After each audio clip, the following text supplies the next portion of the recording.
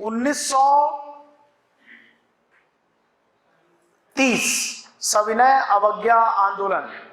अगला बड़ा आंदोलन व्यक्तिगत सत्याग्रह, लेकिन क्योंकि ये इंडिविजुअल लेवल पे था तो इतना उसको भाव नहीं मिलता है। ठीक।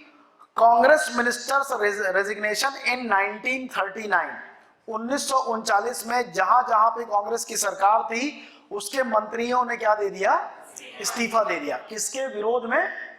सेकेंड वर्ल्ड वॉर में शामिल होने के नाम से।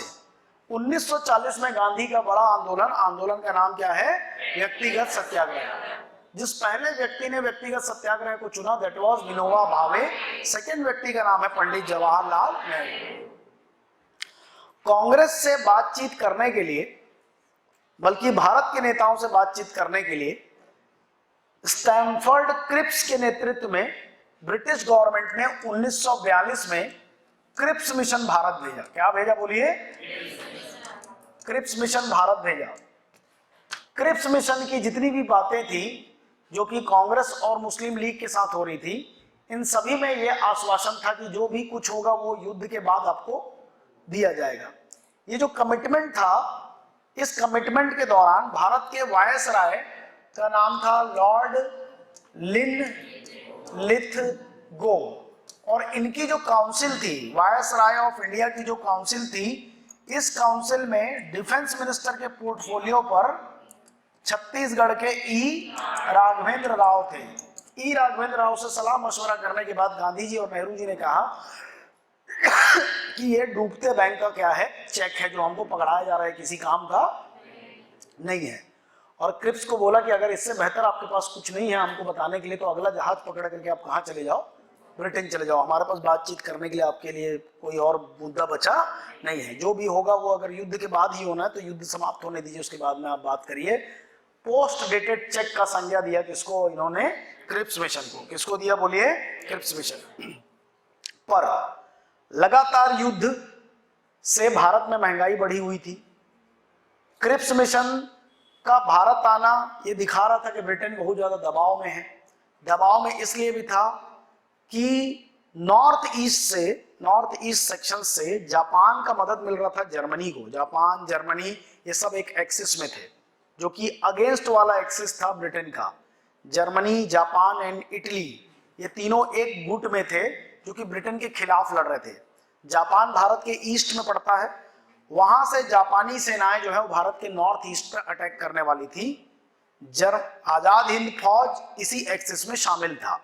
मतलब वो हिटलर वाला या जर्मनी वाला, जापान वाला, इनके साथ मिलकर के आजाद हिंद फौज अपने तरफ से प्रयास कर रही थी कि अगर भारत को आजाद करा सकते हैं इस माध्यम से तो हम करवाएंगे। इन फौजों का दबाव जो था वो ब्रिटिश आर्मी पे लगातार पड़ रहा था, क्योंकि ऐसे भी हिटलर लीड कर रहा था मोस्ट ऑफ द टाइम। 1941-42 के दौर में हिटलर लीड कर रहा था इस युद्ध में। लीड मतलब उनसे आगे था, जो लीप था उससे वो आगे था।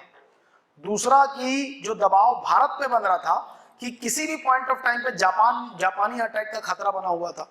जापान कभी भी अपना फ्रंट खोल देगा तो नॉर्थ ईस्ट को कनेक्ट करना उसके लिए बहुत ही आसान था। वहां से होते हुए वो इंडिया में पूरा एंटर कर जाता। तीसरा कि इंटरनली महंगाई बहुत अधिक थी तो लोग त्रस्त थे। तो अब मौका आ गया था कि किसी बड़े मास मूवमेंट की तरफ आगे बढ़ा जाए। तो भारत के जितने नेता थे तय करते हैं कि ब्रिटेन की पतली स्थिति का फायदा उठाया जाए और अब एक बड़े आंदोलन की क्या की जाए, तैयारी की जाए। ठीक। इस समय गांधी जो हैं उन्होंने 1936 में 1936 में वर्धा में एक आश्रम बनाया था। क्या नाम था आश्रम का? है सेवाग्राम आश्रम। सेवाग्राम आश्रम। सेवाग्राम आश्रम से गांधी जी की गतिविधियां चला करती थी। जब अगस्त प्रस्ताव फेल हो गया, क्रिप्स मिशन फेल हो गया, क्रिप्स मिशन के बाद ये बात क्लियर होगी कि अब मेजर चोट करने का समय जो है वो आ चुका है, तो सेवाग्राम आश्रम या वर्धा आश्रम में ही रूपरेखा तैयार हुई क्विट इंडिया मूवमेंट की। क्विट इंडिया मूवमेंट ये पूछता है किस स्थान पर भारत छोड़ो आंदोलन का प्रस्ताव कांग्रेस पार्टी के द्वारा पास किया गया था, तो आंसर है गांधी जी का वर्धा आश्रम या सेवाग्राम आश्रम, वर्धा आश्रम या सेवाग्राम आश्रम। जैसे 1927 मद्रास अधिवेशन में मैंने आपको पूर्ण स्वराज के बारे में बताया है।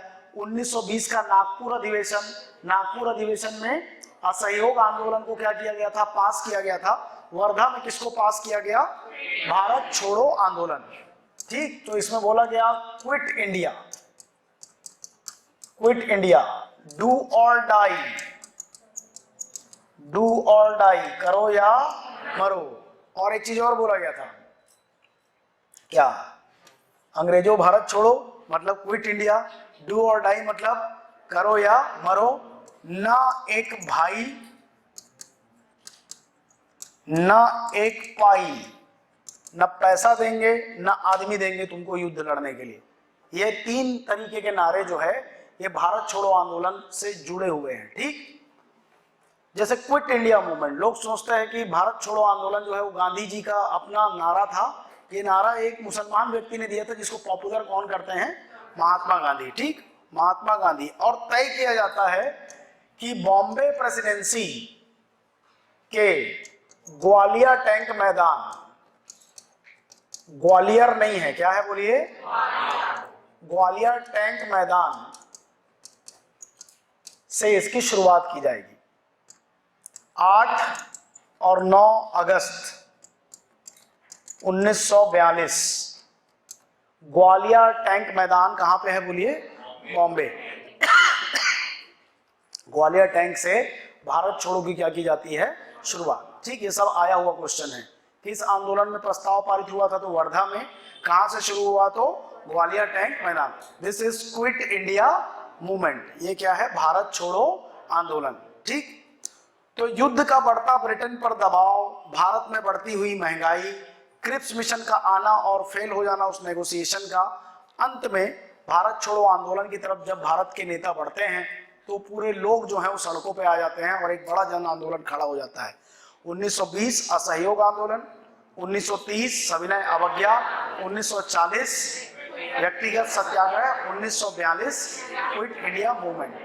क्विट इंडिया मूवमेंट को दबाने के लिए अंग्रेज